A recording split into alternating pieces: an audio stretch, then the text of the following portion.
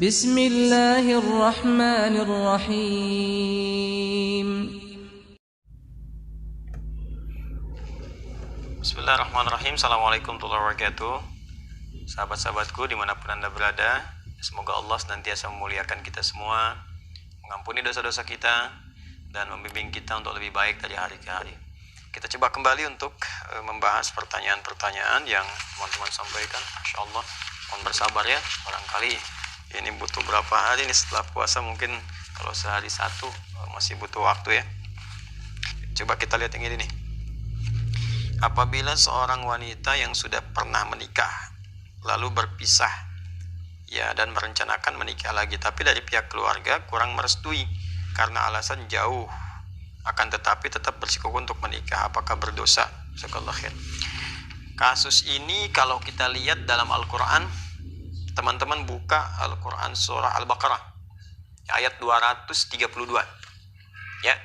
Wa idza talaqtumuhunna ya fabalagna ajalahunna fala ta'dhuluhunna an yankihna azwajahunna idza taradaw bainahum bil ma'ruf ya dzalika yu'adzu bihi man kana minkum yu'minu billahi wal yawmil akhir. Baik, kata Allah bahkan di ujungnya dzalikum azka lakum athhar ya. Nah, Allah menyampaikan jika seseorang laki-laki pernah mentalak perempuan ya, cerai di sini, suami istri bercerai. Nah, kemudian yang perempuan itu berniat ingin nikah lagi. Dia punya calon pengen nikah lagi, tapi bukan karena cerai ini karena faktor orang ketiga, bukan. Kalau itu minta cerai karena alasan orang lain, itu dosa hukumnya.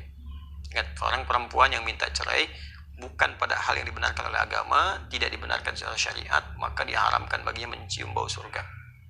Hati-hati ya, jadi perempuan-perempuan hati-hati.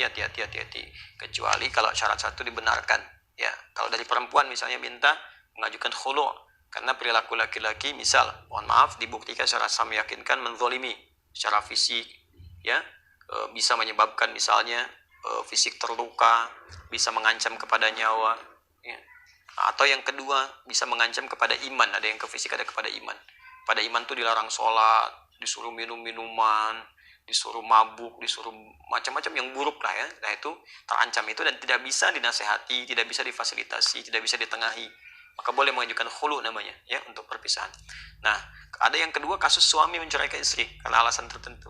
Nah, kata Al-Quran, kalaupun kemudian terjadi perpisahan itu, lalu si perempuan mendapatkan calon yang dia lihat bisa menjadi imam yang baik, ya, persyaratan kebaikan terpenuhi secara syar'i, maka nasihat Al-Quran, fala ta'dhuluhunna, kata Allah, hei para wali, jangan persulit mereka untuk menikah.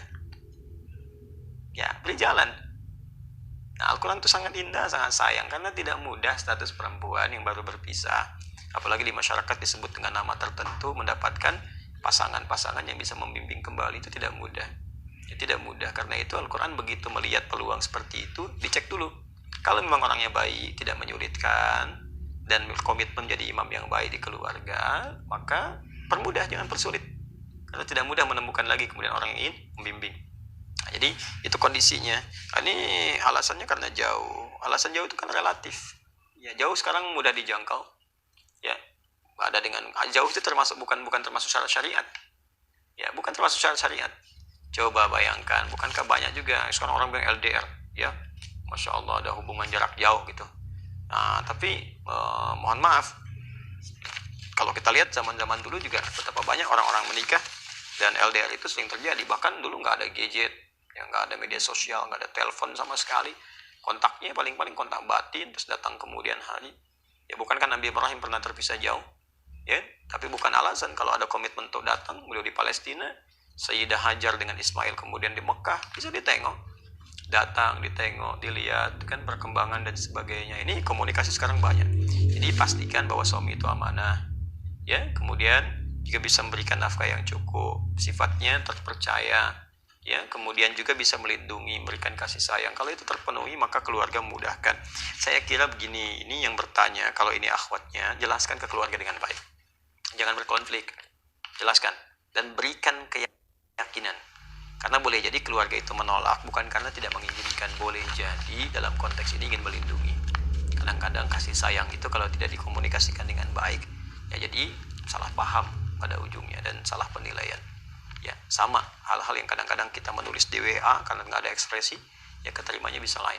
Maka jelaskan sepenuhnya, sampaikan bahwa alhamdulillah boleh jadi ini hikmahnya Allah kirimkan seorang pasangannya lebih baik, dia perhatian, dia jujur, dan ini bukti-buktinya, keluarganya begini, kenali keluarga dulu, tanyakan.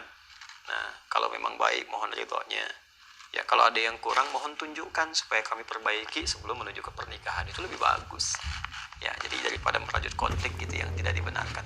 Lagi sekarang bulan Ramadan ya, kalau ini kemudian kita ingin sampaikan. Saya kira itu, teman-teman, cukup dulu ya. Demikian saya kira, semoga bermanfaat. Jika ada yang benar, itu pasti dari Allah dan Rasulnya sebagai petunjuk untuk membuat kita lebih baik. Tapi kalau ada yang salah, itu mutlak kesalahan saya pribadi. Ya, sudah capek kalau digali, ya pasti akan ketemu salah saya. Cukup dikoreksi, nanti saya betulkan, kemudian ambil pendapat ustadz lain yang lebih baik. Ya, itu akan lebih mulia, lebih objektif, dan insya Allah bernilai baik insya Allah subhanahu wa ta'ala.